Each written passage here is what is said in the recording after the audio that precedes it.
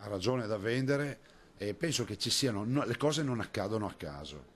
Prima la sentenza del tabaccaio che ci dice è legittima la difesa e quindi un primo pertugio, un primo spiraglio da parte della magistratura che dice, mette anche in discussione se stessa, no? Le vecchie sentenze, Birolo, no? Birolo.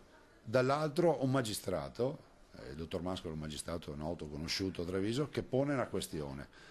Ed infine un paese che sta andando a rotoli perché non c'è più certezza della pena, non c'è inasprimento della pena, i poliziotti debbono girare non con il codice penale ma girano con il galateo di Monsignor della Casa, e la legittima difesa viene ritenuta da molti l'idea di avere un paese di pistoleri e io direi che noi se avessimo leggi che funzionano magari non ce lo poniamo un po' di meno questo tema, però è pur vero che oggi il Parlamento che sta lì a aspettare che arrivi il 17 di settembre potrebbe tranquillamente a costi zero sistemare le cose.